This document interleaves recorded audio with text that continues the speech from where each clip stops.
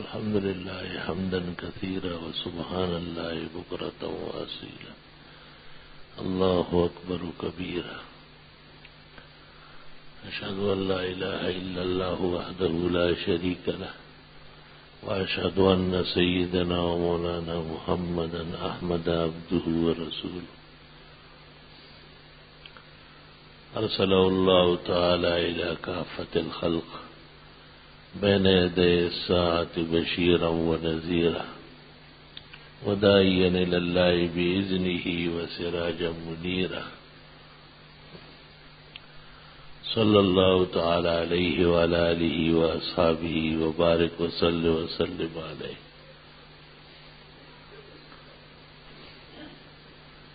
أما بعد فأعوذ بالله من الشيطان الرجيم. بسم الله الرحمن الرحيم. وَلَقَدْ كَتَبْنَا فِي الزَّبُورِ مِنْ بَعْدِ الذِّكْرِ أَنَّ الْأَرْضَ يَرِثُهَا عِبَادِيَ الصَّالِحُونَ إِنَّ فِي هَذَا لَبَلَاغًا لِقَوْمٍ عَابِدِينَ وَمَا أَرْسَلْنَاكَ إِلَّا رَحْمَةً لِلْعَالَمِينَ. وقال النبي صلى الله عليه وسلم بادروا بالأعمال فتنة كقطع الليل المظلم يصبح الرجل مؤمنا ويمسي كافرا ويمسي مؤمنا ويصبح كافرا يبيع دينه بعرض من الدنيا. أخرجه أصحاب السنن. اللهم صل وسلم على عبدك ورسولك ونبيك محمد أحمد وعلى آله وأصحابه وبارك وسلم عليه. دنیا کی زندگی چونکہ چند روزہ ہے اور امتحانی کیفیت ہے، پوری زندگی آخرت کے سامنے ایسی ہے جیسے خواب. وہ ختم نہ ہونے والی زندگی آخرت کی، اس کے سامنے یہ جہان اپنے تمام خوشباشی اور مسرت اور در و دولت کے ساتھ اس طرح ہے جیسے سورج ڈوبنے کا لمحہ یا ہوا اور تیز و تند جھونکے کا رخ. دنیا بہت ہی چند روزہ ہے اور فنا کا ایک کرشمہ ہے. اس میں جو آیا ہے اور جس نے یہاں کوئی ذمہ داری سنبھالی ہے اس پر لازم ہے کہ اسے بڑی امانت اور عظیم منصب جانے اور تین چیزوں کا خیال رکھے. سب سے پہلے اللہ تعالیٰ کی رضا اور خوشنودی کا، کہ اللہ تعالیٰ ناراض نہ ہو جائے، اور دوسرا عدل اور انصاف کرنے کا، اور تیسرا یہ کہ اپنی نفسانیت، غرض، خواہش، ہوائے نفس، اس سے بچنے کا خیال بہت ضروری ہے. جمیع انبیاء اور مرسلین، اولیاء اور متقین، خلفائے راشدین، حضرات مجتہدین، مفسرین اور محدثین کی تمام تر حیات کو مطالعہ کیا جائے تو شامت اعمال سے بچنے کے لیے اور دنیا کی شان و شوکت میں دھوکہ کھانے سے بچنے کے لیے یہ تین باتیں ضروری ہے. سب سے پہلے اللہ تعالیٰ کا خوف ہو. یا ایھا الذین آمنوا اتقوا اللہ حق تقاتہ، اے ایمان والو اللہ تعالیٰ سے ڈرو جیسے ڈرنے کا حق ہے. علماء فرماتے ہمیشہ ڈرتے رہو. حق کے تقویٰ یہ ہے کہ مسجد میں بھی درست ہو، دکان میں بھی مسلمان ہو، مارکیٹ میں بھی پرہیزگار ہو، بڑی دولت کے ساتھ بھی شکر گزار ہو، قلیل مال کی حالت میں بھی اللہ تعالیٰ کا تابعدار ہو. یا ایھا الذین آمنوا اتقوا اللہ حق تقاتہ، ولا تموتن الا وانتم مسلمون۔ اس طرح تقوی اور پرہیزگاری سے رہنے کا یہ فائدہ ہوگا کہ ایمان جیسے دولت ضائع ہونے سے بچ جائے گا، ایمان ضائع ہونے سے بچ جائے گا۔ یہ جو دوسرا حصہ ہے آیت کا، یہ اس کا ثمرہ ہے۔ اللہ تعالیٰ نے جتنے احکام دیے ہیں یا اوامر و نواہی ارشاد فرمائے ہیں، ان کے ساتھ فوائد اور برکات لگے ہوئے ہیں۔ کچھ بالکل واضح ہے اور کچھ ہم جیسے کوتاہ نظر، قلیل العلم، سیء الفہم اور غیر مدرک اور مفہم لوگوں کے لیے کچھ مدارک ہیں، مسالک ہیں جنہیں عبور کرنے پڑتے ہیں، ورنہ اللہ تعالیٰ کے تمام احکام، اوامر جو کرنے کے ہیں اور نواہی جو نہ کرنے کے ہیں، ان سب کے فوائد اور برکات مسلمہ ہیں۔ وہ جو اصول فقہ کے حضرات نے لکھا ہے کہ اللہ تعالیٰ کے افعال غیر معلل بالاغراض ہے، وہ تکوین سے متعلق مسئلہ ہے۔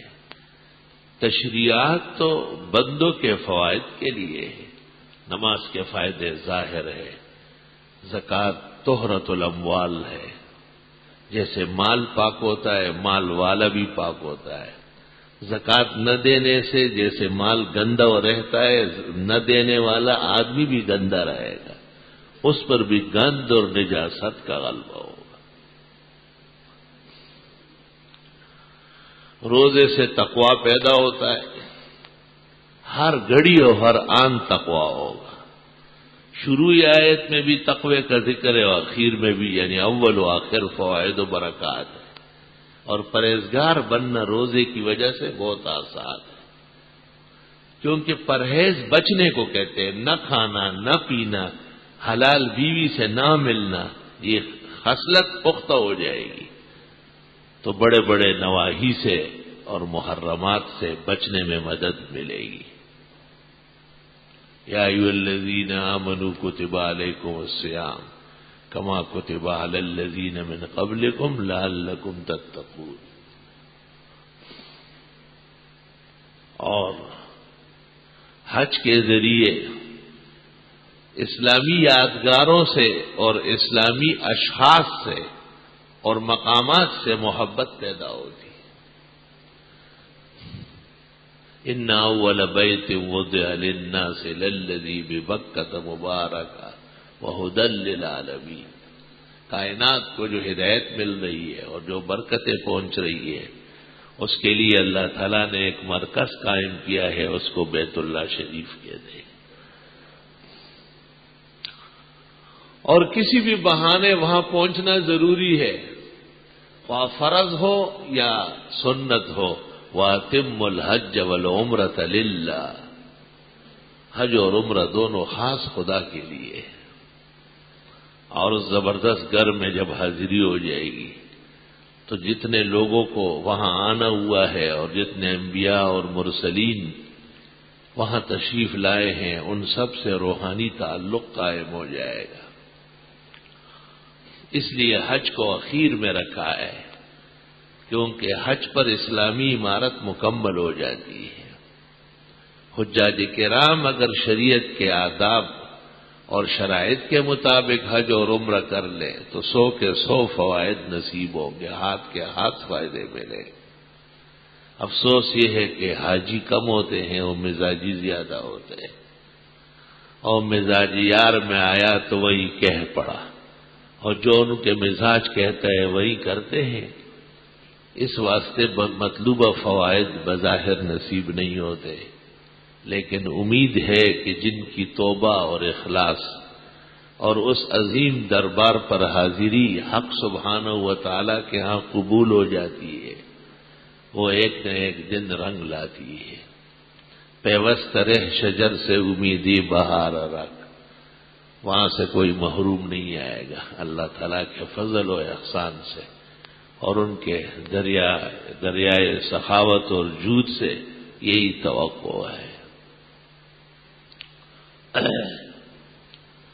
یہ عنوان میں نے اس لیے اختیار کیا تاکہ دنیا کے لوگ جو حالات کی وجہ سے کبھی اوپر آتے ہیں، کبھی بیچ میں رہ جاتے ہیں، اور بعض جو اپنے فرائض منصبی صحیح طرح ادا نہیں کرتے، وہ اور ہی پیچھے دھکیل دیے جاتے ہیں، ان سے ہم عبرت لے لیں۔ وہ ہماری بات کہاں سنیں گے؟ کون سنتا ہے کہانی میری، اور پھر وہ بھی زبانی میری۔ لیکن ہم اپنے آپ کو سمجھانا چاہتے ہیں۔ مولانا روم نے مثنوی میں کہا ہے، یہ جو میں لوگوں کے نام لیتا ہوں، خطابات کرتا ہوں، حقیقت میں یہ میں اپنے آپ کو سمجھانا چاہتا ہوں۔ یہ خطاب بھی ہم اس لیے کرتے ہیں، اس کا پہلا فائدہ خطاب والے کو ہے، اور جو سننے والے ہیں جب ان میں اخلاص ہو، درد دل ہو، سوز جگر ہو، شریعت کے علوم کے حصول کی تڑپ اور طلب صادق ہو، اللہ تعالیٰ ان کو بھی مالا مال کر دیتا ہے۔ اس لیے شریعت میں بیان اور درس کا فائدہ نفلی عبادت سے زیادہ ہے۔ مثلا بیان ہو رہا ہے، آیات و حدیث اور فقہ اور تاریخ اسلام کی روشنی میں بعض حقیقتیں سمجھائی جاتی ہیں۔ اس دوران ایک شخص آتا ہے، وہ تحیۃ المسجد پڑھتا ہے۔ صحیح بات یہ ہے کہ اس کی ضرورت نہیں رہی ہے، حکم ہے کہ بس فقہی نشست کا رکن بن جاؤ۔ ویسے بھی مومن دن رات نوافل پڑھ سکتا ہے سوائے ان 5 اوقات کے، بقیہ تمام اوقات میں پڑھ سکتا ہے، لیکن جب فقہی نشست ہو اور دین کا بیان ہو تو اس کو اہمیت دی گئی ہے، اور نوافل یا نفلی تلاوت اور ذکر و تسبیح تک کو روکا گیا ہے۔ بخاری شریف میں ہے، کتاب العلم سے شروع ہے اور کئی مقامات پر ہے۔ جب رسول اللہ صلی اللہ علیہ وسلم عرفات کے میدان میں خطبہ دینے لگے تو آپ نے جابر ابن عبداللہ بجلی سے کہا، استنصت الناس، لوگوں کو کہے کہ خاموش ہو جائے۔ وَكَانَ النَّاسُ يَلُبُّونَ وَيُهَلِّلُونَ وَيُكَبِّرُونَ وَيَدْعُونَ وَيَسْتَغْفِرُونَ اللَّهَ، لوگ تلبیہ پڑھتے تھے، لبیک اللہم لبیک، وہاں کے آداب کا ترانہ ہے، لا الہ الا اللہ، استغفر اللہ، اللہ اکبر، اور دعاؤں میں مشغول تھے۔ لیکن پیغمبر نے حکم دے دیا کہ اب میں بیان شروع کرنے والا ہوں، لہذا اب اس کی ضرورت نہیں رہی۔ استنصت الناس، لوگوں کو کہے کہ وہ بیان سننے کی کوشش کرے۔ علماء نے اس حدیث کے ذیل میں جو فوائد لکھے ہیں، ابو المحسن ابن بطال نے شرح صحیح بخاری میں لکھا ہے، یہ خاص نہیں ہے، یہ عام ہے۔ جو بھی دین بیان ہو رہا ہو اور اس کے سننے پر کوئی قادر ہو تو کوشش کرے کہ اس کو سن لے اور حاصل کر لے۔ ابن ماجہ کی ایک روایت میں کہ اگر ایک مسئلہ سمجھ آ گیا تو 100 رکعت نوافل کا ثواب ملے گا، اور اگر پورا مسئلہ جس کو باب کہتے ہیں فصل، تو 1000 رکعت نوافل کا ثواب ملے گا۔ تو 100 رکعت اور 1000 تو یہ سارے لوگ مل کر نہیں پڑھ سکتے، آسان کام نہیں ہے۔ اسلام میں سمجھنے اور سمجھانے کی اہمیت بہت زیادہ ہے۔ جناب رسول اللہ صلی اللہ علیہ وسلم فرماتے ہیں، انی بعثت معلما، مجھے خاص مسائل سمجھانے کے لیے بھیجا گیا ہے، اور زندگی بھر آپ نے مسائل سمجھائے ہیں۔ اللہ، ان مسائل کے سمجھنے میں ایک بات یہ بھی ہے کہ دوسروں کا احترام آ جاتا ہے۔ سب لوگ تو ایک جیسے نہیں ہوتے، اللہ تعالیٰ نے بھی انسانوں میں فرق کیا ہے۔ زنے زنے ولیان پیغمبران کر نرچ ہر سڑے ولیا پیغمبر دے، بعضوں کو اللہ نے بڑا ممتاز، بڑا اونچا مقام دیا ہے، جیسے اولیاء کرام یا انبیاء علیہ السلام. لیکن غور فرمائیں کہ اولیاء کا وہ مقام ولایت یا پیغمبر کا منصب نبوت صرف ان تک محدود نہیں ہے، بلکہ وہ دوسروں کے فائدے کے لیے. جناب رسول اللہ صلی اللہ علیہ وسلم کے متعلق اللہ تعالیٰ فرماتے وَمَا أَرْسَلْنَاكَ إِلَّا رَحْمَةً لِّلْعَالَمِينَ، ہاں ہم نے آپ کو کائنات کے لیے رحمتوں کا پیکر بنا کے بھیجا ہے. فَبِمَا رَحْمَةٍ مِّنَ اللَّهِ لِنتَ لَهُمْ، یہ دیکھیں ذرا، یہ اللہ کی رحمتوں میں سے ہے کہ آپ نرم اخلاق والے ہیں، ان کے حق میں بڑے منصب کے ساتھ بڑا غصہ بھی ہو اور اونچے مقام کے ساتھ زبردست قسم کا جلال بھی ہو تو شاید کمزور لوگوں کو فائدہ اٹھانا مشکل ہو جائے گا. فَبِمَا رَحْمَةٍ مِّنَ اللَّهِ لِنتَ لَهُمْ، اللہ کی رحمتوں میں سے ہے کہ آپ حد درجے نرمی فرمانے والے. وَلَوْ كُنْتَ فَظًّا أَوْ غَلِيظَ الْقَلْبِ لَانفَضُّوا مِنْ حَوْلِكَ، اگر آپ تندخو اور سنگ دل ہوتے تو لوگ چلے جاتے، ان کے لیے بیٹھنا بہت مشکل ہوتا. اب اس کا فائدہ کس طرح نظر آئے گا کہ حضرت نرم خو ہے اور نہایت رحیم القلب ہے، کریم الطبع ہے. اس کا فائدہ یہ ہے کہ وَشَاوِرْهُمْ فِي الْأَمْرِ، اہم مہم معاملات میں ان کے ساتھ مشورہ فرمائے. استاد شاگردوں سے مشورہ کرتا ہے، والد اپنی اولاد اور گھر والوں سے مشورہ کرتا ہے. ایک بڑے عہدے کا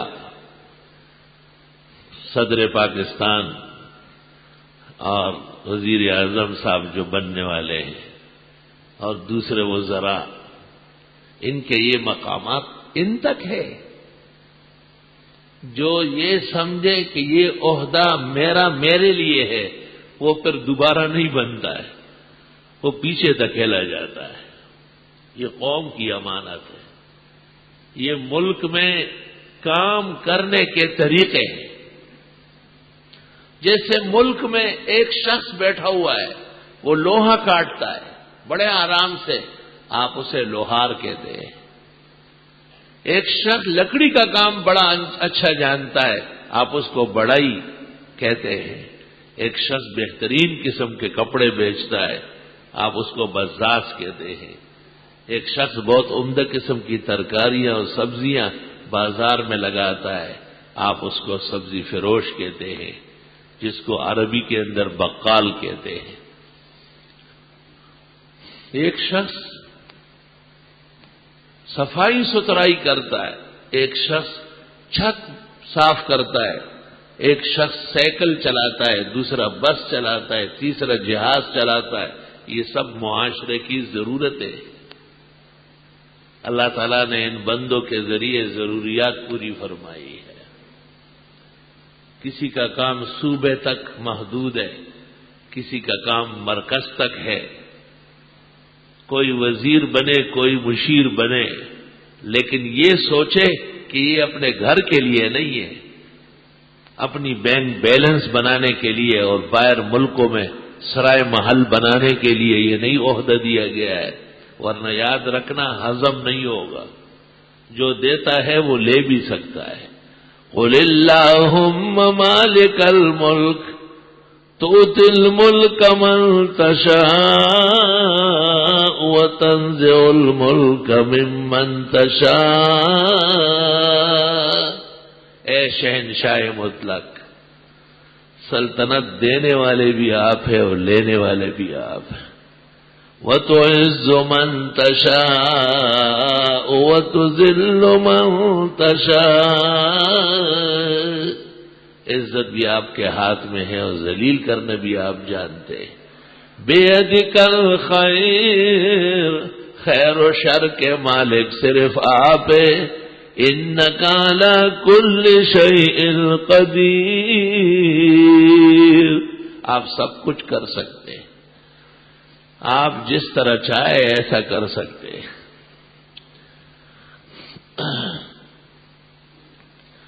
کیا قدرتوں کے مالک ہے آپ خلاق ہے، بہترین پیدا کرنے والے۔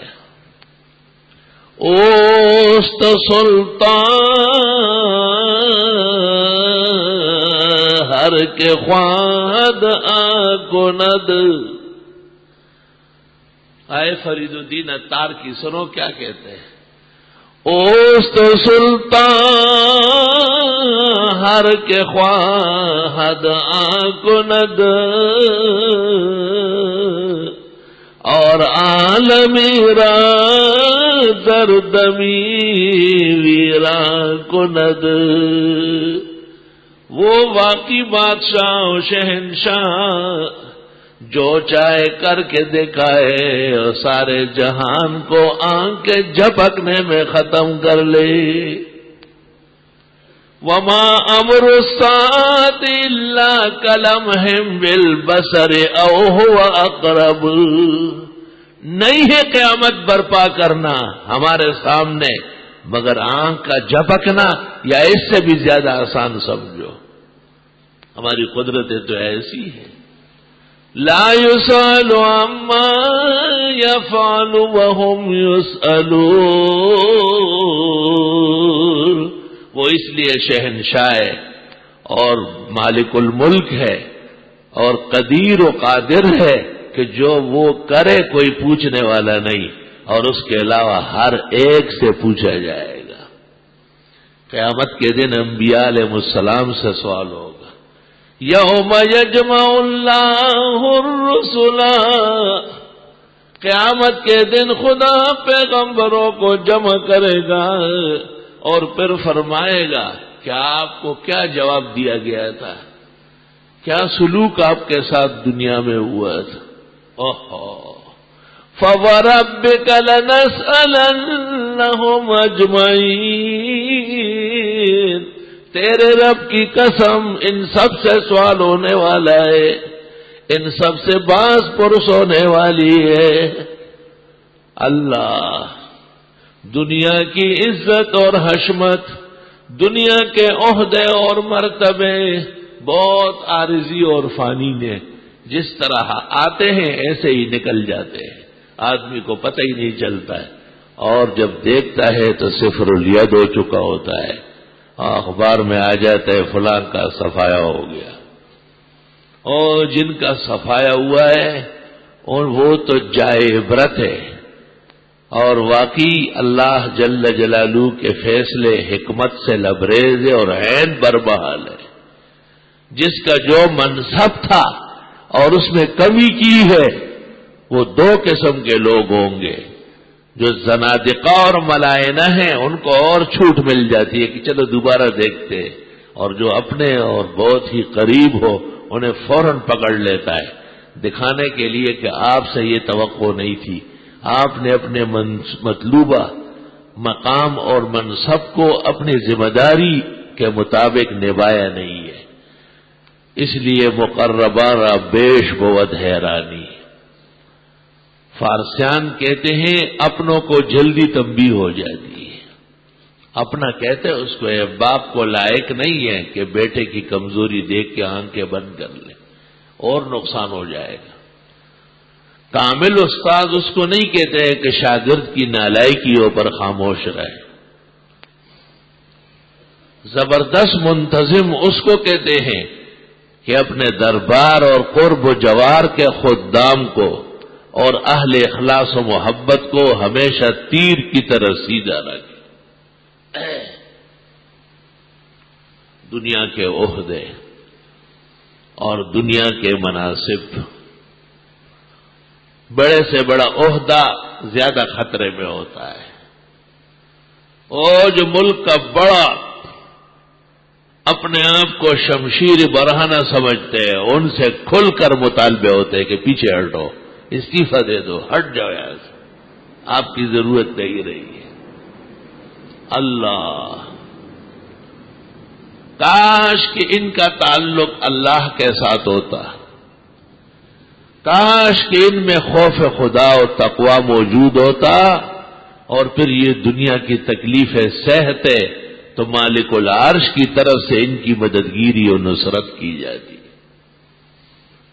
جس شخص کا تعلق رب العزت سے ہو اور مالک العرش کے حکم اور رضا کے مطابق وہ زندگی بسر کرتا ہو، اسے اگر تھوڑی تکلیف پہنچ بھی گئی تو وہ خندہ پیشانی سے برداشت کرتا ہے اور اپنے رب سے جھک جھک کر سر زمین پر رکھ کر ماتھا مٹی کے ساتھ رگڑ کر معافی مانگتا ہے اور اپنے اللہ سے معافی کے انعامات اور شکریہ کے انعامات وصول کرتا ہے۔ دنیا کے اندر امتحان دو طرح آتے ہیں، ایک امتحان وہ ہے جس کی شکل عذاب کی ہے، اور یہ وہ امتحان ہے جس میں آدمی اللہ تعالی سے دور ہو جاتا ہے اور اس کو توبہ اور تقوی نصیب نہیں ہوتا۔ یہ خطرناک بات ہے۔ اقوام معذبہ، مسئولات پٹے ہوئے قبائل و اقوام وہ اس طرح تھے کہ وہ سمجھے ہی نہیں، ان کو ایک دفعہ دو دفعہ فرعونیوں کو 9 مرتبہ آزمائش میں ڈالا، اور جب وہ نہیں سیدھے ہوئے تو 10ویں مرتبہ بحر احمر دریائے نیل کے اندر ڈبو دیے، غرق کر دیا ان کو۔ اور کچھ حضرات وہ ہیں کہ جن پر دنیا کے اندر تکالیف آئی لیکن ان کا ایمان مضبوط ہو گیا اور انہوں نے اپنے اعمال پر نظر ثانی کی۔ یہ امتحان ان کے لیے باعث انعام ہے، آگے چل کر وہ اللہ جل جلالہ سے انعام لینے لگے۔ ام حسبتم ان تدخلوا الجنہ، تمہیں کیا سمجھتے ہو جنت چلے جاؤ گے؟ وَلَمَّا يَأْتِكُمْ مَثَلُ الَّذِينَ خَلَوْا مِن قَبْلِكُمْ، ابھی تک تمہارے سامنے وہ حالات نہیں آئے جو گزشتہ لوگوں کے تھے۔ مَسَّتْهُمُ الْبَأْسَاءُ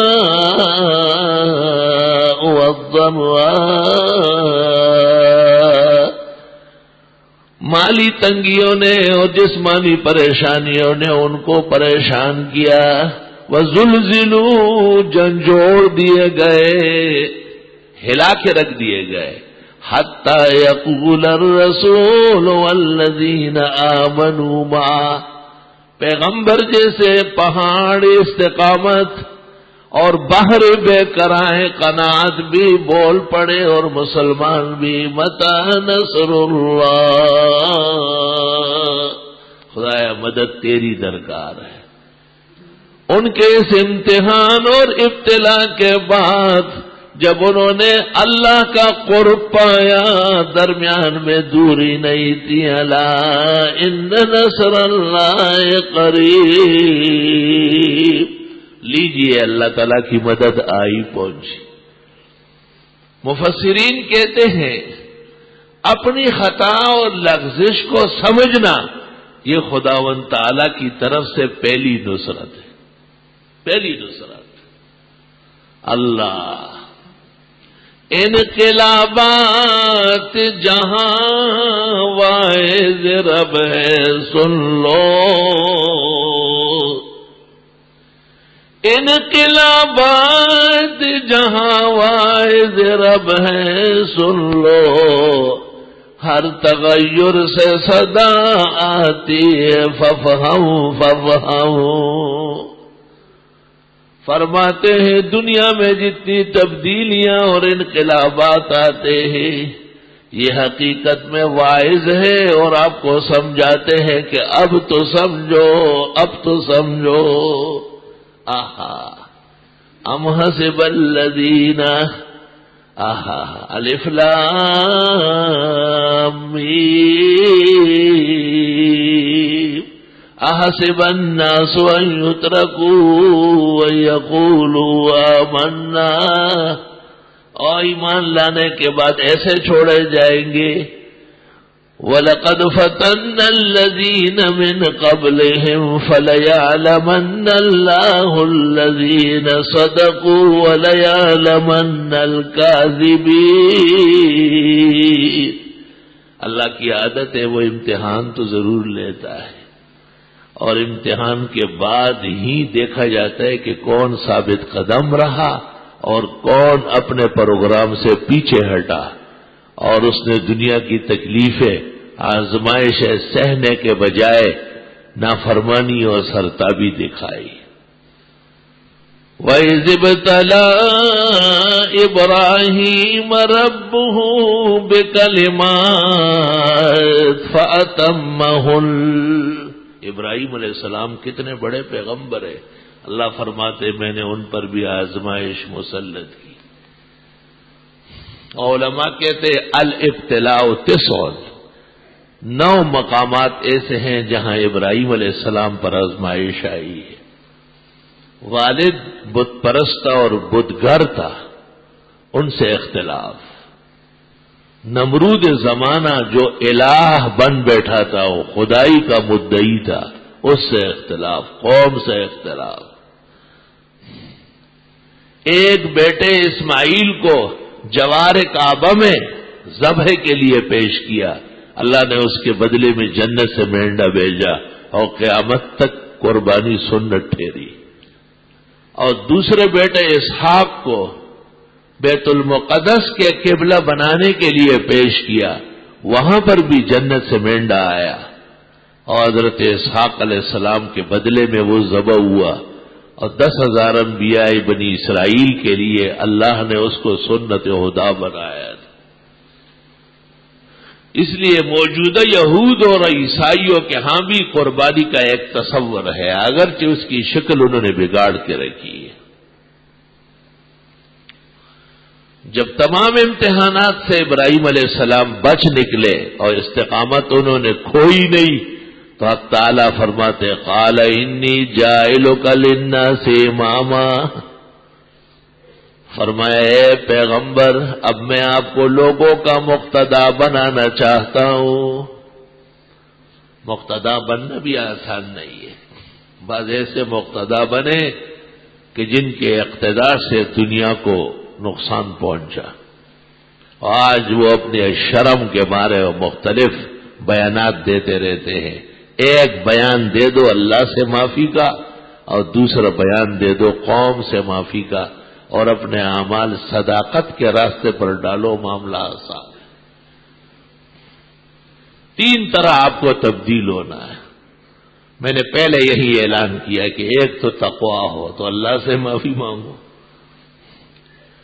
اور دوسرا عدل ہو تو قوم کے ساتھ اگر زیادتی ہوئی اور بروقت رہنمائی نہیں کی گئی اس کی معافی مانگو، اور تیسرا آئندہ احتیاط کر لو.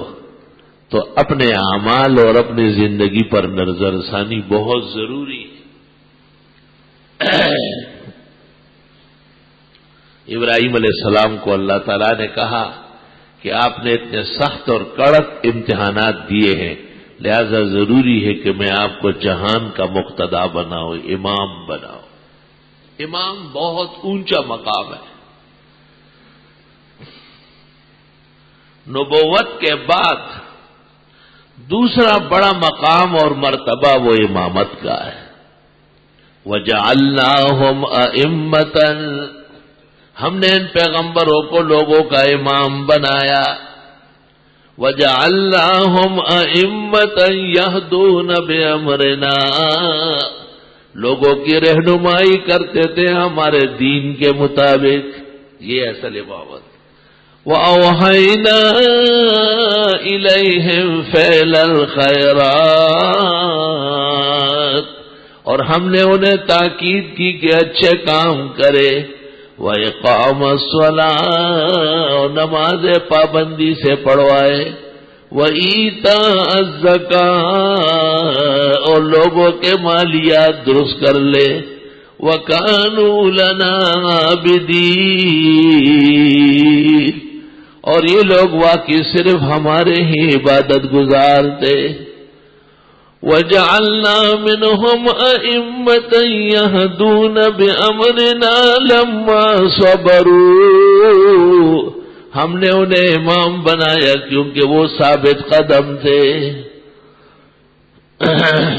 وَكَانُوا بِآيَاتِنَا يُوقِنُونَ، اور تیرے رب کی آیتوں پر پختہ یقین رکھتے تھے. مفسرین فرماتے بالصبر والیقین تنال الامامۃ فی الدین، دین میں پختگی سے اور اللہ کے خزانوں پر مکمل یقین کرنے سے آخر کار اللہ تعالی کامیابی نصیب فرما دیتے ہیں. اللہ تعالی مسلمانوں کو اپنے اعمال پر نظر ثانی کی توفیق عطا فرمائے. مناصب اور عہدے جو اس دنیا سے متعلق ہیں وہ تو نرا امتحان ہے. گھر کا بڑا گھر کا پورا ذمہ دار ہے. اور علماء لکھتے ہیں اگر ماں باپ کی تربیت و تعلیم کی کمی کی وجہ سے اولاد بدچلن ہو گئی تو ماں باپ گناہگار ہو. اس لیے فقہا کہتے ہیں کہ بلوغ کو پہنچنے کے بعد کوئی اور مانے نہ ہو تو شادی کرا دو، کہیں گناہ میں نہ لگ جائے. جو رزق اللہ نے مقدر کیا ہے وہ پہنچے گا. جب تک آپ کا سایہ ہے آپ کی مہربانی اور رہنمائی سے وہ زندگی گزاریں گے. لیکن ماں باپ کا سب سے اہم منصب اپنی اولاد کو گناہوں سے بچانا ہے. گناہ صرف شادی کے راستے سے نہیں، لیکن یہ نفس ظالم زیادہ ہے. روزگار کے ہاتھ سے، آنے جانے کے حالات سے، مختلف لوگوں سے تعلقات رکھنے کے بہانے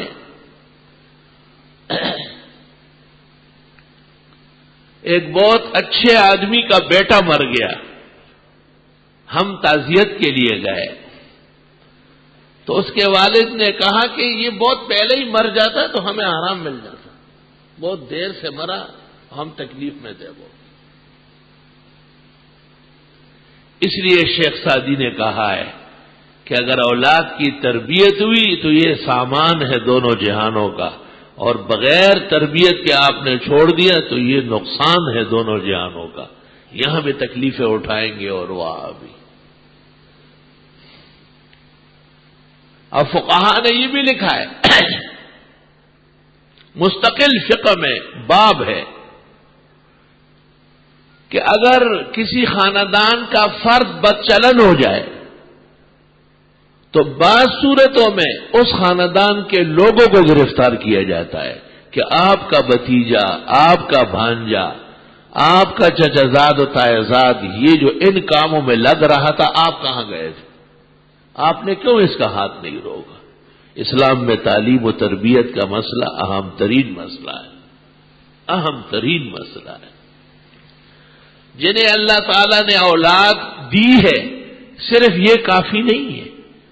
بچے تو بلی کے بھی بہت ہوتے ہیں، بہت سارے جانوروں کے قطار لگ جاتے ہیں، لیکن انسان میں اور حیوان میں یہ فرق ہے کہ انسان مستقبل کا خیال رکھتا ہے. مستقبل صرف بینک بیلنس بنانے کو اور حلال و حرام اکٹھے کرنے کو نہیں، مستقبل اس سے بنتا ہے کہ وہ مرتے دم تک بھی مومن رہے. یہ استاذ کی بھی ذمہ داری ہے، یہ شیخ وقت کا بھی اہم منصب ہے، اور یہ علاقے کے پولیس افسر، علاقے کے اور جو آج کل بن گئے ممبران صاحبان، اور پورے ملک میں ممبران بن گئے، تو لوگ یہ سمجھتے ہیں کہ شاید یہ عہدے ان کے ذاتی ہے. یہ ذاتی نہیں ہے، یہ آفاقی ہے، اور یہ ملک و ملت کی ذمہ داری کے منصب ہے، اور آپ کو اس کے مطابق چلنا ہوگا اور اس کو چلانا ہوگا، ورنہ آپ سے پوچھا جائے گا.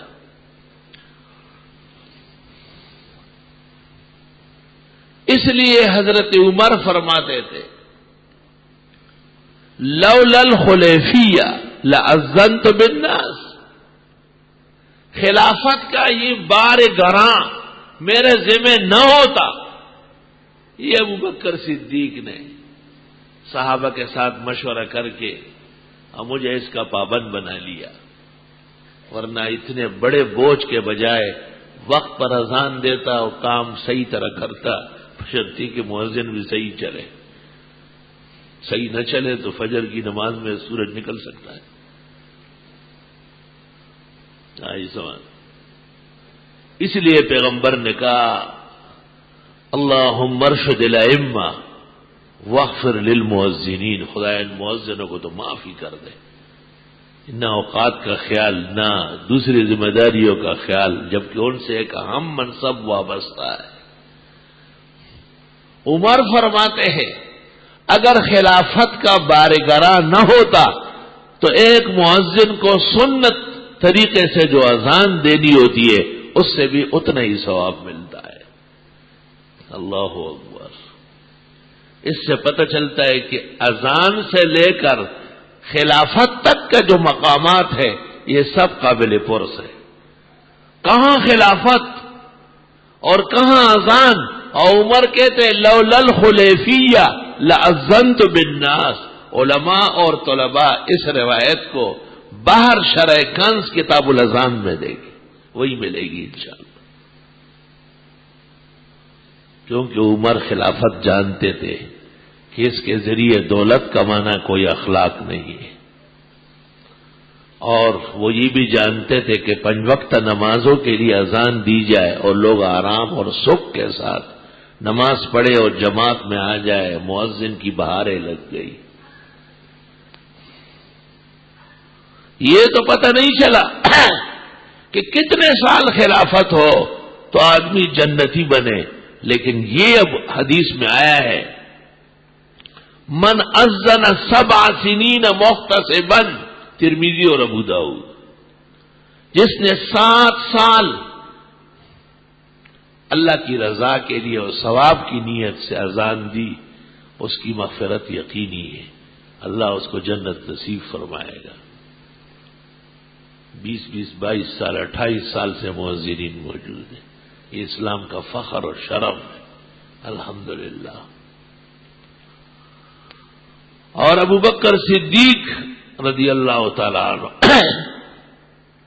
انہوں نے ایک موقع پر صحابہ سے خطاب کیا کہ پیغمبر نے مجھ سے نمازیں پڑھوائی اور تم نے اٹھا کے خلیفہ بنایا، ورنہ میرا کام اپنی بھیڑ بکریوں کا خیال رکھنا اور ان کا دودھ نکالنا وہ میرے خاندان کی ضرورت کے لیے کافی تھا، میں نے اس خلافت کے ذریعے کچھ کمانا نہیں ہے۔ اللہ، اور علماء لکھتے ہیں حضرت عثمان رضی اللہ تعالی عنہ نے اسلام پر جو نفقات خرچ کیے ہیں، اگر تمام خلافتوں کی آمدنی جمع کی جائے، حضرت عثمان کے ذاتی خرچے جو ان کے گھر اور جائیداد سے ہوئے وہ اس سے زیادہ ہوئے۔ اللہ تعالیٰ نے ایسی شان و شوکت نصیب فرمائی۔ اس لیے علماء کہتے ہیں عثمان غنی، یہ لفظ ٹھیک نہیں ہے، جاہلانہ ہے، عثمان سخی ہے۔ غنی کیا ہوتا ہے؟ غنی تو اللہ ہے، انتم الفقراء، باقی سارا جہان کل مخلوقات فقیر و مسکین ہے۔ عثمان ذو النورین، عثمان جامع القرآن، عثمان صاحب حیا، لیکن عثمان غنی یہ کوئی اصطلاح نہیں، نہ علماء دین کی شان کے لائق ہے ایسی باتیں کرتا۔ عثمان کا غنا نہیں، عثمان کا سخا بہت زیادہ ہے۔ مال کی تعریف کرنا کارنامہ نہیں ہے، سخاوت کی تعریف کرنا۔ ہو جواد، اللہ کی صفات میں آتے سخی بہت زیادہ ہے۔ یوتی ما ینبغی لمن ینبغی، جس کو جس شان کے لیے چاہیے اللہ عطا فرماتے، ایسی شان و شوکت ہے آپ کے جود و کرم کا۔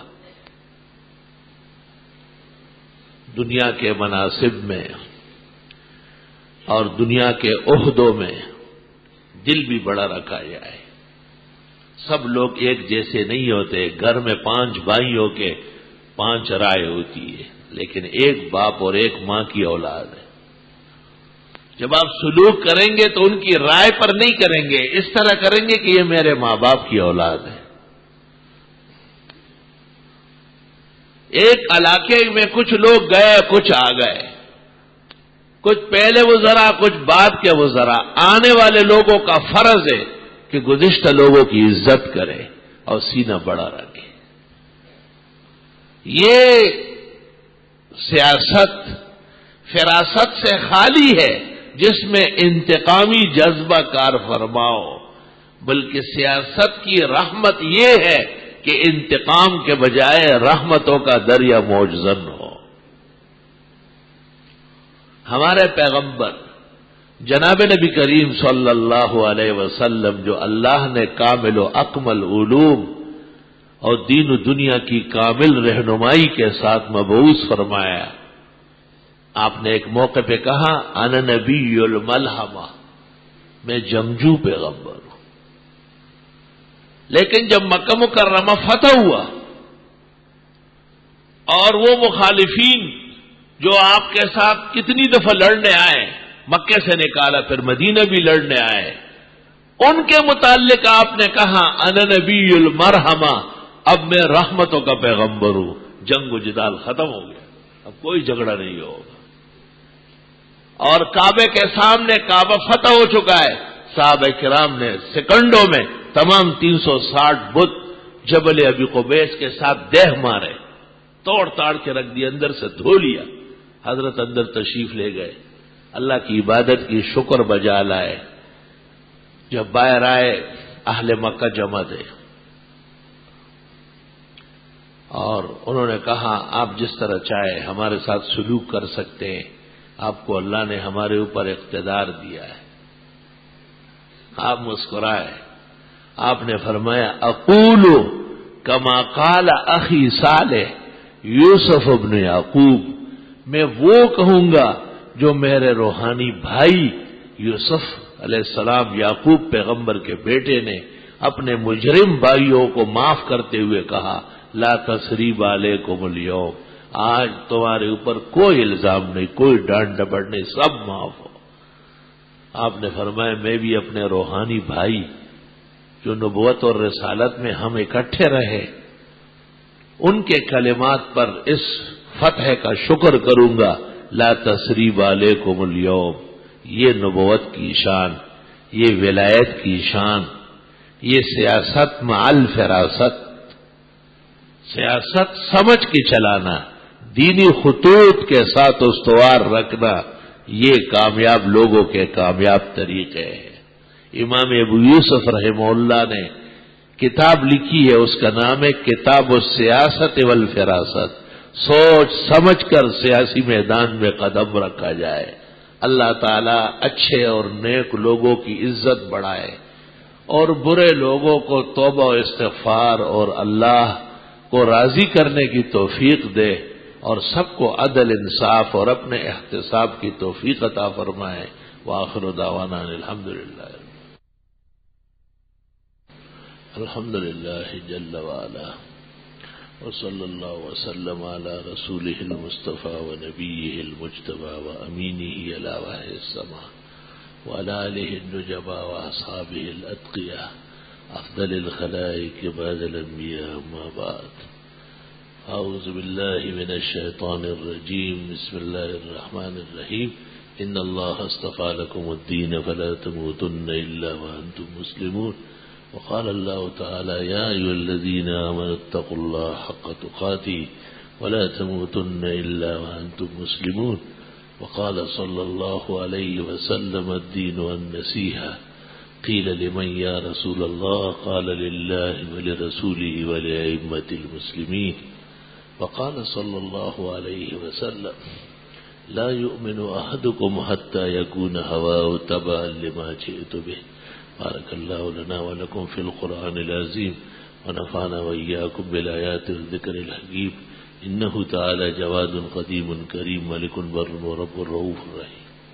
الحمد لله حمدا كثيرا وسبحان الله بكرة وأصيلا اللہ اکبر کبیرہ اشہد ان لا الہ الا اللہ واشہد ان محمدا عبدہ ورسولہ ارسلہ اللہ تعالی الی کافۃ الخلق بین یدی الساعۃ بشیرا ونذیرا اما بعد فقد قال النبی صلی اللہ علیہ وسلم ابو بکر فی الجنہ عمر فی الجنہ عثمان فی الجنہ علی فی الجنہ زبیر فی الجنہ طلحہ فی الجنہ ابو عبیدۃ بن الجراح فی الجنہ عبد الرحمن بن عوف فی الجنہ سعد بن ابی وقاص فی الجنہ سعید بن زید فی الجنہ وقال صلی اللہ علیہ وسلم خیر النساء بنی اسرائیل مریم وخیر النساء هذه الامة خدیجہ وقال فضل عائشہ علی النساء كفضل الثريد على سائر الطعام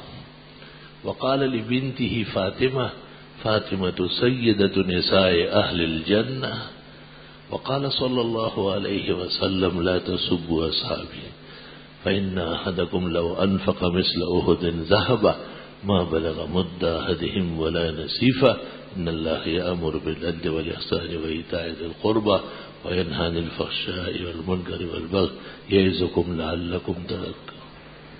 صف سیدھی فرما لیجیے. مرد کے لیے ضروری ہے کہ اس کے پائیں سے ٹخنوں سے اوپر ہوں. سر ڈھک کے نماز پڑھنا نماز کے آداب میں سے ہے. نستغفرک اللہم ونسألک السلام والعافیہ. اللہم انت السلام ومنک السلام تبارک یا ذا الجلال والاکرام. اللہم لا مانع لما اعطیت ولا معطی لما من اعطى ولا ينفع ذا الجد منه الجد. اللهم إني أسألك إيمانا كاملا ويقينا صادقا وقلبا خاشعا ورزقا واسعا. اللهم أعز الإسلام والمسلمين وأذل الشرك والمشركين ودمر أعداء الدين وفارق بينهم وبين كلمتهم يا رب العالمين. اللهم احفظنا بحفاظتك يا خير الحافظين وانصرنا بنصرتك يا خير الناصرين. اللهم عليك التكلان وأنت المستعان. ربنا تقبل منا إنك أنت السميع العليم وتب علينا إنك أنت التواب الرحيم. الله خير حافظا وهو أرحم الراحمين. وصلى الله تعالى على خير خلقه محمد وعلى آله وأصحابه أجمعين برحمتك يا أرحم الراحمين. بسم اللہ الرحمن الرحیم. پوچھا ہے کہ قضاء عمری میں 5 وقت نماز کی کون کون سی رکعت پڑھنی چاہیے؟ 5 اوقات کے فرائض اور وطر 3 رکعت. روزانہ کے 6 نمازیں واجب الادا ہیں. اگر کوئی شخص سورہ یاسین، سورہ رحمان، سورہ فجر کی اول 4 آیات نماز میں پڑھ لے تو قرات ہو جائے گی؟ جی ہو جائے گی. کوئی نماز میں کھانسے اور غلطی سے گلا کھنکھار لیا تو نماز ہوگی یا نہیں؟ اگر گلا کھنکھارنے کی ضرورت نہیں تھی اور اس نے کھنکھار لیا تو نماز فاسد ہے، یہ نماز دوبارہ پڑھی جائے گی. نماز کی حالت میں جسم کھجلانا جائز ہے یا نہیں؟ اگر جسم کھجلائے بغیر نماز میں سکون قائم نہیں ہو سکتا، کوئی ایسا عارضہ یا خارش پیش آئی کہ جب تک اسے کھجائے نہیں، آرام نہ آئے، تب تو جائز ہے، ورنہ بغیر ضرورت کے کھجانا مکروہ ہے. 4 رکعت نماز چاش کے بعد 2 رکعت نماز صلاۃ حاجت پڑھتا ہوں، کیا یہ طریقہ ٹھیک ہے؟ 2 رکعت پڑھا کرے اشراق کی، 4 رکعت اس کے 1 گھنٹے سے لے کے 3-4 گھنٹے تک چاش کی پڑھے، اکٹھی 4، 2 نہیں. اور صلاۃ حاجت جس وقت چاہے، جو نفلوں کے اوقات ہے پڑھ سکتے، کوئی پابندی نہیں.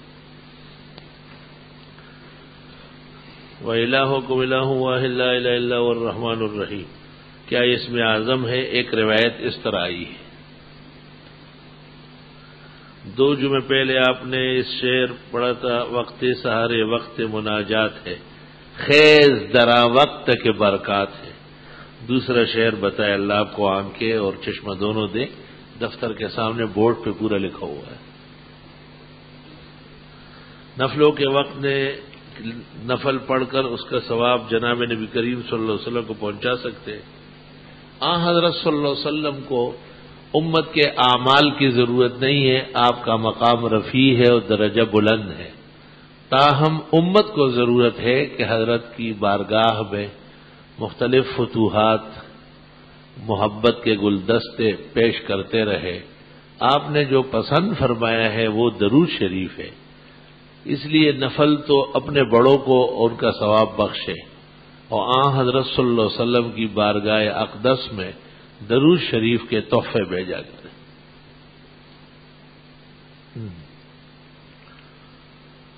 سبحان اللہ و بحمدہ عدد خلقہ، وہ لکھا ہے وزینت عرشی. وہ بابا زینت نہیں ہے، وزینت عرشی. زینا کے معنی وزن، عرش کے وزن کے برابر. زینت تو بریلویوں نے بنائی ہے، وزینت عرشی. یہاں ایک شخص حج کر کے آئے تو پھر لوگ کہتے دعا کرے صلی اللہ تعالی علی خیر خلقی و نور عرشی و زینت عرشی. میں نے کہا لوگ کعبہ جا کے مسلمانوں کے آتے ہیں، تو وہاں سے مشرک ہو کے آ گیا. ایک نئی لمیٹڈ کمپنی لے آیا ساتھ. زینت نہیں ہے، وزینت عرشی ہی. زینا کے معنی وزن، موزون کے معنی میں ہے. لفظ زینت خبردار کے آئندہ پڑھ لیا، یہ قطن مجعول مکذوب دروغ تہمت علی النبوت ہے. ومداد کلماتہ ورضا نفسی. ٹھیک ہے، اس کو صرف 3 دفعہ پڑھنے سے فجر سے لے کے چاش تک ذکر کرنا. جی ہاں، یہ 4 کلمات 3 دفعہ پڑھنے سے فجر سے لے کے اشراق تک بلکہ چاش تک بیٹھنے کا جتنا ثواب ہے وہ ان 4 کلمات کے 3 دفعہ پڑھنے سے مل جائے گا، بشرطے کہ آپ وزینت عرشی پڑھیں، وزینت عرشی نہیں ہے. کافی عرصے سے میرے پیشاب کی بیماری ہے، کیا استنجا کرنے کا پیشاب کے قطرے نکل آتے ہیں؟ اکثر اوقات نماز میں پیشاب کے قطرے نکل آتے، کیا اس سے میری نماز درست ہوگی؟ نہیں، نماز تو نہیں ہوگی. آپ پہلے معذور شرعی بن جائے اور یہ دیکھیں کہ کن کن صورتوں میں آپ کو قطرے آتے ہیں. مثلا دیر تک رہنے سے تو جلدی پڑھ لیں، اور بہت ہی دیر سے وضو کرنے سے تو سویرے کیا کرے. جماعت میں نماز پڑھنے سے جماعت ترک کر لیں، رہنے دیں جماعت. پاک نماز پڑھنا ضروری ہے. اور ان تمام صورتوں میں پھر بھی آپ پر 4 رکعت نماز کا وقت نہیں گزرتا مگر یہ بیماری پیش آتی ہے. اب آپ معذور شرعی 5 وقتہ وضو کرتے رہے اور اس وقت کے تمام فرائض سنت نفل اس سے پڑھیں. اگر وتر تہجد کے وقت کے لیے چھوڑ دیے اور آپ سورج طلوع کے وقت کھلی تو جلدی میں بغیر کسی سے بات کیے فجر کے 2 فرض پڑھ لیے اور پھر اشراق کے وقت 2 سنتیں پڑھی، پھر تھوڑی دیر بعد. اس طرح تھوڑا یہ جو آپ لکھ رہے ہیں. سب سے پہلے آپ اٹھتے ہی 3 رکعت وتر پڑھیں اور پھر 2 فرض پڑھ لیں، سنت بعد میں پڑھیں. اب اپنے حساب سے لگے ہوئے. مسئلہ یہ کہ میت کی دفنانے کے بعد اگر قبر ڈب جائے اس لحاظ سے دوبارہ درست کرنا ضروری ہے. بس اوپر سے مٹی ڈالنی ہے. قبر اگر ڈھہ گئی تو دوبارہ کھودنا یا نیچے تک جانے اس کی ضرورت نہیں، بس اور نئی مٹی جو جگہ کھدی ہے وہاں پر ڈھیر کر دے، قبر کی شکل بنا دے. مرحوم اللہ کے ہاں سپرد ہو چکا ہے، وہاں جنتوں کا معاملہ ہے، اس قبر اور مٹی کا نہیں. سماع موتا کے منکرین کے بارے میں یہ کہنا کہ وہ علماء دیوبند سے خارج ہے، کیا یہ درست ہے؟ یہ بالکل غلط، خلاف شرع اور علم سے دوری کی بات ہے. ہر دور میں دونوں جماعتیں اہل حق رہی ہے. اگر کوئی انبیاء کے بارے میں بھی عدم سماع کا عقیدہ رکھے، یہ شخص خطرناک بات میں مبتلا ہے اور اندیشہ ہے اس شخص پر کہ ایمان سلب ہو اس کا. مولانا صاحب کے اہل کتاب سے شادی جائز ہے بشرطے کہ وہ واقعی اہل کتاب ہو اور یہ بھی ادھر سے صحیح معنوں میں عبد رب الارباب ہو. اور اگر یہی کچا ہے، کمزور ایمان کا ہے تو یہودی عیسائی ہو جائے گا. اس زمانے میں تو ویسے ہی لوگ ڈھیلے ہوئے ہیں. اس زمانے میں منع کیا جائے تو اچھا ہے. علماء حق، علماء سو کی تعریف کیا؟ علماء حق توحید و سنت کے پرستار، فقہ، قیاس اور اجماع ماننے والے، اور علماء سو وہ جو درباری ہے، جو بدعت اور شرک کے پجاری ہے، وہ علماء سو ہے. دوران نماز اگر کوئی شخص اپنی شلوار کو ٹخنوں سے اوپر کرے، دوران نماز کیوں کر رہا ہے؟ پہلے سے شلوار پہنا ہوا نہیں تھا کیا؟ ہاں، نماز میں شلوار بدل رہا ہے کیا؟ یہ سوال اس طرح نہیں ہے. سوال یوں بننا چاہیے کہ اگر نماز کے دوران کسی کو اندازہ ہوا یا اس کے کپڑے ڈھیلے ہو گئے تو ایک ہاتھ سے ایک پانچا اور پھر دوسرے ہاتھ سے دوسرا پانچا مختلف رکعتوں میں اوپر کر سکتا ہے. سجدے میں جاتے وقت اگر روک بھی لے تب بھی کراہیت کم ہو جائے گی. لیکن پہلے سے نہ اوپر کرنا اور نماز کی نیت باندھ کے پھر اوپر چڑھانا، بعض فقہائے کرام نے اس کو بہت سخت لکھا ہے. اگر کسی نے اپنی بیوی کو خون دے دیے تو کیا بیوی اس کے اوپر حرام ہوگی؟ نہیں، اس سے نہیں ہوتا، کچھ بھی نہیں ہوگا. خون میں بیوی اور بہن سب برابر ہے، اس سے کوئی فرق نہیں پڑا. اذان کے الفاظ عربی کے ہیں اور بعض مؤذن الفاظ کو بہت لمبا کرتے، جبکہ تجوید میں اتنی لمبی مد نہیں ہے. کیا مطلب ہے؟ مد بہا صوت کا حدیث پہ پیغمبر کہتے ہیں کھینچ لو آواز. بعض بزرگوں نے یہ بات اٹھائی تھی بغیر سمجھے. وہ فقہاء نے لکھا ہے نا کہ اگر کوئی پڑھے اشہد اللہ یہ منع ہے، جیسے روافض دیتے، لیکن کلمہ وہی ہو اور جس کی لمبائی سے اس میں تغیر واقع نہ ہو، ایسے کلمے میں 10 مد تک کرنا درست اور صحیح عین تجوید و حدیث کے مطابق. اذان کے کلمات کو کھینچ کھینچ کے پڑھنا سنت طریقہ ہے. اذان کو تکبیر کی طرح بغیر کھینچے پڑھنا مکروہ اور نامناسب بات ہے.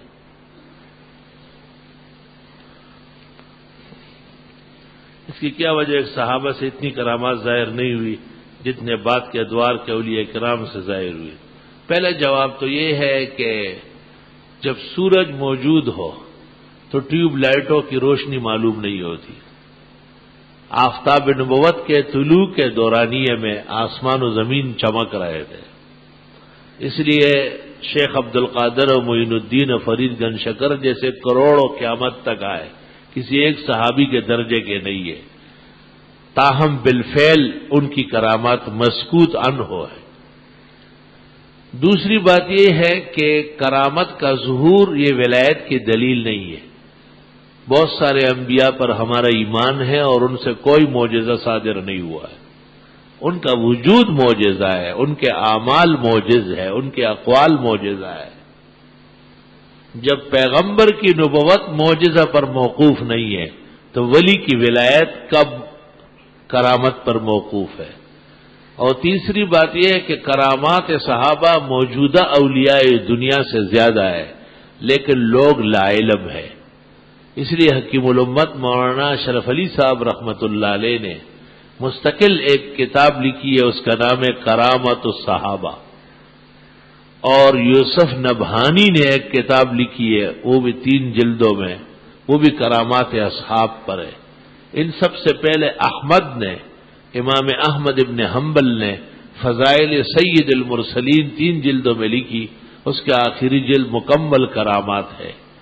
اور الاشراف فی الاشراف میں ابو الحجاب نے تقریباً 22 جلدوں میں صحابہ کرام کی کرامات لکھی ہے. ابن عساکر نے 80 جلدوں میں صحابہ کرام کی کرامات جمع کی ہے. کنویں کے مینڈک کو باہر کے دریا کا پتہ ہی نہیں ہے. آپ سے ایک مسئلے کے سلسلے میں پوچھنے ہوئی کہ میرے بھائی کے پیٹ کا آپریشن اندرون پیچیدگی ہے، اس کے لیے کافی بڑی رقم کی جو ہم لوگ ادا نہیں کر سکتے، کیا اس آپریشن کے لیے ہم زکوٰۃ کی رقم استعمال کر سکتے ہیں؟ جبکہ الحمدللہ ہم سید خاندان سے تعلق رکھتے ہیں. قرآن و سنت کی روشنی مہربانی فرما کر تحریری جواب دے. الگ تحقیق مفتابی قول یہ ہے کہ سادات کو زکوٰۃ نہیں دی جا سکتی، اور سادات کو جو زکوٰۃ دی گئی ہے وہ کالعدم ہے اور وہ دوبارہ دی جائے گی. آخری بات یہ یاد رکھو کہ سادات کا تعاون و امداد غیر زکوٰۃ سے امت کا فرض ہے، لیکن اگر اس قسم کا کوئی موقع و محل بظاہر نہیں بنتا تو زکوٰۃ کسی واقعی مستحق کو دے دی جائے اور وہ اس مستحق کو پہلے سے کہے کہ یہ زکوٰۃ آپ قبول کر لیں، قبول کرنے کے بعد فلاں آدمی کے علاج معالجے کے لیے آپ پیش کر لیں، آپ کو اتنی بڑی رقم خیرات کرنے کا ثواب ملے گا. مستحق کے پاس زکوٰۃ جانے کے بعد جب وہ خود کسی اور شخص کو پیش کرے وہ زکوٰۃ نہیں رہے گی، لأنها حلت محلها، وہ اپنے محل میں استعمال ہو گیا. اب وہ کسی کو آگے پیش کرے، لہا صدقۃ ولنا ہدیۃ. اسی طرح کافی جو صاحب کنز کی کتاب ہے اس میں لکھا ہے کہ اگر مسجد یا مدرسے کے لیے کافر کی رقم کی ضرورت پیش آئی تو براہ راست کافر کا رقم لے کر مسجد یا مدرسے میں نہ لگائے، وہ پہلے ایک مسلم کو، غریب کسی کو ہدیہ کر لے، وہ مسلم پھر مسجد اور مدرسے میں صرف کر لے۔ اسی پر مولانا انور شاہ صاحب نے فیض الباری میں فتویٰ دیا ہے۔ دعا کی درخواست ہے، مجھے تاریخ کی کتاب پڑھنے کا شوق ہے، کیا اردو میں کوئی اچھی اور مستند کتاب بے انتہا کتب موجود ہے؟ آئین ہند اکبر آبادی کی، اور سیر اصح السیر ہے اردو میں، سید سلیمان کی یاد رفتگان ہے، 20 بڑے مسلمان ہیں، بے انتہا بڑی بڑی کتابیں ہیں اردو میں، آپ اپنے اندر قدر و لیاقت پیدا کریں۔ گلزارستان ہے۔ ایک آدمی اشہر حج میں بیت اللہ شریف گیا، صرف عمرہ کر کے آ گیا اور حج نہیں کیا، تو کیا یہ درست ہے؟ درست ہے بالکل، اس میں کوئی فرق نہیں پڑے گا۔ نیز اگر عذر ہوا اور فرض حج پہلے ادا کر لیا، پہلے حج کر چکا ہے تب بھی آ سکتا ہے، اور پہلے حج نہیں کیا ہے تب بھی آ سکتا ہے۔ حج بغیر ارادے اور عزم کے فرض نہیں ہوتا ہے۔ ہاں، جب اشہر حج میں وہاں پہنچ چکا ہے اور اس کے لیے کوئی عذر اور معنی نہیں ہے اور اس کے ذمہ حج فرض باقی ہے، تو بہتر یہ ہے کہ حج کر کے آئے۔ اگر کسی عذر سے وہاں سے واپس ہو جائے تو کوئی حرج اس پہ نہیں۔ عوام میں مشہور ہے کہ عمرہ کر کے حج فرض ہو جاتا ہے، یہ ڈکوسلا ہے، فضول بات ہے، بیوقوفانہ بات ہے۔ عمرہ کرنے سے حج کوئی فرض نہیں ہوتا، ایسے کوئی قاعدہ اسلام میں موجود نہیں ہے۔ حج بغیر عمرے کے فرض ہو گئے۔ بعض علاقوں میں مرد کوئی جرم کرتا ہے تو بعض اوقات فیصلہ کرتے وقت مجرم کے مخالف اس سے بہن بیٹی کے رشتے کا مطالبہ کرتے، اور وہ لڑکی مجبوراً بیائی جاتی ہے کیونکہ لڑکی ماحول کے انکار نہیں کر سکتی۔ ایسا کرنا جائز ہے، درست نہیں، غلط ہے۔ ظلم اس نے کیا اور پس رہی ہے اس میں اس کی بہن بھتیجی، بالکل ناجائز و حرام ہے۔ ایسا کرنے والے سب گناہگار ہوں گے۔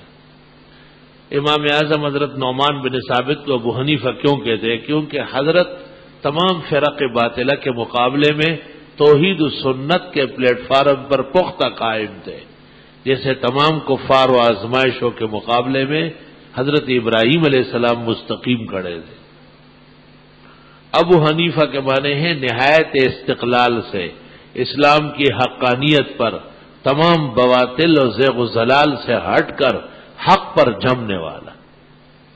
بعض علاقوں میں پردے کا کوئی اہتمام نہیں، چچا زاد، پھوپھی زاد، خالہ زاد، یہ سب نامحرم افراد بغیر اجازت کے اندر جاتے ہیں۔ صورتحال کے پیش نظر اہل علم کے لیے 100% سختی کرنا ضروری ہے، نرمی۔ وہاں کے اہل علم پہلے جہنم جائیں گے۔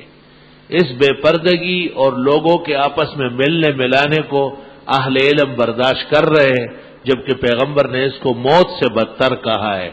سخت اندیشہ ہے کہ سزائے جہنم میں ان بے پردہ اقوام اور افراد سے پہلے ان کے مولوی اور وہاں کے سمجھدار طبقے کو گھیر لیا جائے، بشرطے کہ انہوں نے تبلیغ نہ کی ہو، اور اگر وہ وقتاً فوقتاً مسائل بیان کر چکے ہیں، لوگوں کے علم میں لا چکے ہیں کہ جس رشتہ دار سے کبھی بھی نکاح ہو سکتا ہے اس سے پردہ فرض ہے، اور پھر علماء دین اور وہاں کا دینی طبقہ بری الذمہ ہے، لوگ مجرم اور گناہگار ہیں جو اس کے خلاف کرتے ہیں۔ حضرت معاویہ رضی اللہ تعالیٰ عنہ کے احوال میں ہے کہ جب کوئی بے دینی اور بدعملی دیکھی جاتی ہے تو وہ مدینہ منورہ آ کر ممبر رسول پر کھڑے ہو جاتے، اور جب لوگ جمع ہو جاتے تو کھڑے ہو کر کہتے یا اہل المدینہ این فقہاؤکم، مدینے والوں تمہارے علماء کہاں چلے گئے؟ یہ عورتیں بال کٹوا رہی ہے، یہ سے فضول باتیں چل رہی ہے، این فقہاؤکم، کہاں ہے تمہارے علماء و فقہا؟ ان کا منصب اور ذمہ داری کیا ہے کہ پورا نہیں کر رہا؟ آج کل ٹیلی ویژن تقریباً 90% گھروں میں موجود ہے، اس پر بدعتی اور شرکی عقائد والے علماء کے بیان مسائل نشر ہو رہے ہیں، لوگ اسی کو دین سمجھ رہے ہیں۔ یہ بہت خطرے والی بات ہے، یہ بہت ہی خطرناک بات ہے، اور علماء کو اس خطرے کو محسوس کرنا چاہیے اور اس کا تدارک بر وقت ضروری ہے۔ عرض یہ کہ نماز میں تشہد سے پہلے سورہ فاتحہ پڑھ لی تو کیا سجدہ سہو واجب ہوگا؟ جی ہاں۔ اور اگر اسی طرح سورہ فاتحہ سے پہلے تشہد پڑھ لی تو سجدہ سہو واجب ہوگا یا نہیں؟ دونوں صورتوں میں الگ تحقیق سجدہ سہو ہے، فتح عالمگیری میں ایک میں ہے، ایک میں نہیں ہے۔ عرض یہ کہ فتاوی محمودیہ جلد 2 اتنے صفحے لکھ کر کوئی شخص ضاد کو پڑھنے پر قادر اور اس کی دال پڑھے گا تو اس کی نماز یہ غلط لکھا ہے، گمراہی کی بات لکھی ہے۔ پر دال پڑھنا ہر حال میں درست ہے، اور ضاد کی جگہ ضا پڑھنا مفسد صلاۃ، اور اگر یہی عقیدہ ہو تو ایمان سلب ہو جائے گا۔ فتاوی محمودیہ غیر معتبر فتاوی ہے۔ مفتی محمود الحسن گنگوئی کے بے شمار فتاوی خلاف حق واقع ہوئے۔ 70-75 سال کی بزرگ خاتون کے لیے بھی عدت کی ضرورت ہے، بالکل ہر مسلم عورت خواہ چھوٹی ہو یا بڑی کسی عمر میں بھی وہ عدت سے بری نہیں ہے۔ غیر موقوفہ زمین پر عید کی نماز کا عیدگاہ کا ثواب ملنا چاہیے۔ پتہ نہیں غیر موقوفہ سے کیا مراد لیتے ہیں آپ؟ اگر شخصی زمین ہے اور اس کی اجازت ہے تب بھی ٹھیک ہے، اور اگر شخصی زمین ہے اور اس کی اجازت نہیں ہے لیکن نماز سے کسی کا کیا حرج ہے کہ وہ نماز کو روک رہا ہے؟ جب پہلے سے نمازیں چل رہی ہے تو درست اور صحیح ہے اور عیدگاہ کا ثواب ملے گا۔ نماز جنازہ کرتے وقت میت کے علاوہ کوئی دوسرا قبر سامنے ہو اور سترہ نہ ہو کوئی حرج نہیں ہے۔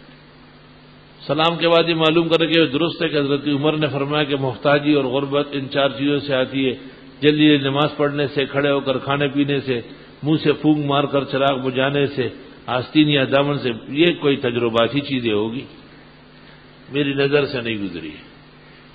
پگڑی کا شملہ کتنا ہونا چاہیے؟ امام محمد سے منقول ہے کہ 1 ذراع کافی ہے۔ چھوٹے آدمی کے چھوٹے اور بڑے مقام والے کے بڑا شملہ جائز ہے۔ علماء کرام مفتیان فرماتے ہیں ذکر بالجہر کرنا کیسا ہے؟ ذکر بالجہر اس وقت جب کسی کا حرج ہو مکروہ ہے، اور اگر کسی کا حرج نہ ہو وہی لوگ ہیں جو ذکر کرتے کسی اور کا نقصان نہیں ہے تو بعض صورتوں میں مستحب ہے۔ چونکہ اکثر ذکر بالجہر والے ماحول کا لحاظ بالکل نہیں کرتے، اس لیے محقق الاثر مولانا سرفراز خان نے ذکر بالجہر کے نام سے کتاب لکھی، اس کو منع کیا ہے۔ کسی وفات میں علاقے شہر میں تو اس کو دفنانا اسی علاقے میں افضل ہے۔ بہتر یہی ہے کہ جس سرزمین پر کوئی مرے وہیں پر تدفین ہو۔ یہ ان مسائل میں سے ہے جن پر عمل نہیں ہوا۔ میں انگلینڈ میں رہتا ہوں، ہمارے ہاں سال کے 12 مہینے موسم ایسا نہیں ہوتا کہ عید اور رمضان کا چاند دیکھا جائے۔ ہمارے علاقے کی مسجدوں نے مل کر یہ فیصلہ کیا کہ سعودی عرب کے ساتھ روزہ رکھا جائے اور ان کے ساتھ عید کی جائے، جبکہ آدھے لوگ کہتے ہیں کہ محکمہ موسمیات کے مطابق چاند جب نکلے تو عید۔ میرے خیال سے سعودی عرب کا اتباع بہتر ہے، اتنا زیادہ واضح فرق نہیں ہے، چونکہ ملکوں کے اندر جو رویت ہے وہ بالکل کمزور ہے۔